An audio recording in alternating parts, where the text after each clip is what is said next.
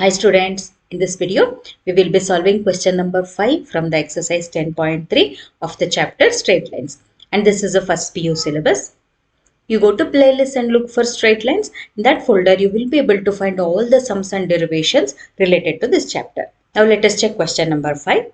Find the points on x-axis whose distance from the line x by 3 plus y by 4 is equal to 1 or 4 units. So we have been given an equation of the line in the intercept form, and we have to find the points on x-axis whose distance from this line will be 4 units. Is this clear? So the moment you see points on x-axis, you know on x-axis y coordinate will be 0. So we have to only find the x coordinate of those points. Okay, now let us solve this. The equation of the line is this. Since we are finding the points on x-axis whose distance from the line is 4 units, that means we will be finding the perpendicular distance from the point to the line. So we already know a formula to find the perpendicular distance. To apply that formula, first let us bring this form or reduce this equation of the line to general form of equation of the line. For that, let us take LCM, which will be 4x plus 3y by 12 is equal to 1. So cross multiply, 4x plus 3y is equal to 12. Then it will be 4x plus 3y minus 12 equal to 0. This is the equation in the form ax plus by plus c equal to 0. That is in the general form, right? Yes. Let us compare it with the general form to get the coefficients a, b, c. A will be 4, b will be 3 and c will be minus 12. Now if we check and try to understand the line and the points on coordinate system, this is x and y coordinates and this is the line in the intercept form. So we have to find the point on x-axis whose perpendicular distance from the line is 4 units. So it is the perpendicular distance. Maybe the point is here or maybe the point is here. So it is the perpendicular distance. So any point on x-axis will be of this form a comma 0 because y coordinate will be 0. We just have to find this x coordinate and we are done with the sum. So let a comma 0 be the point on x-axis whose distance from the given line is 4 units. Okay, now there is a hint in the question that you can easily get. What is that? Find the points on x-axis. Find the points. That means you are going to get more than one point on x-axis. Take this hint and just keep this point in your mind. I'll tell you how we get 2 points on x-axis.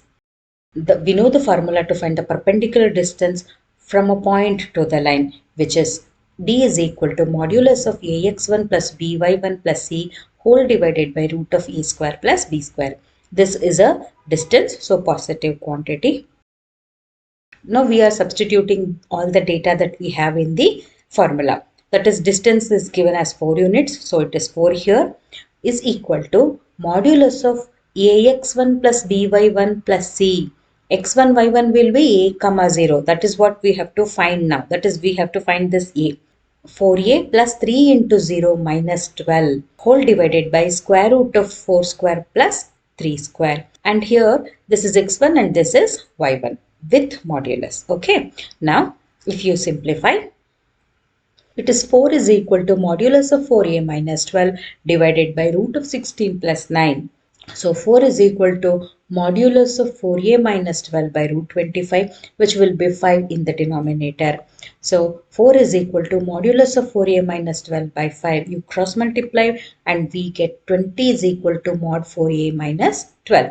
Now this is a positive quantity. There is a modulus here. We have already discussed it many a times that whenever there is a term inside modulus, that term can be positive or it can be negative also. The term can either be positive or negative. Why did we take modulus here? Modulus was taken because we were calculating the distance.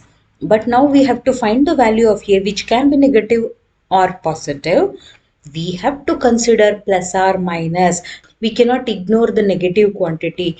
We cannot ignore the fact that it can be negative and consider only the positive quantity. So it is 20, that is equal to plus or minus 4a minus 12. So we have considered both positive and negative signs here. Once we will consider positive, and the second time we will consider the negative part of it, which will be 20 is equal to 4a minus 12, or it can be 20 is equal to minus of 4a minus 12. So we will solve for a when the term is positive. That is 20 plus 12 is equal to 4a, where 32 is equal to 4a and the value of a will be 8 in one case. In the second case, when we considered the negative sign, it is 20 is equal to minus 4a plus 12, which will be 20 minus 12 is equal to minus 4a, 8 is equal to minus 4a, then a is equal to minus 2. So we have got two values for a. Therefore, the required points will be a comma 0, which will be 8 comma 0 and minus 2 comma 0. You understood why did we get 2 points? Because there was a modulus here, and when the term comes out of modulus, it can be positive or negative. So we had to consider both positive and negative signs. That is how we got two values for a, and that is how we got two different points on x-axis.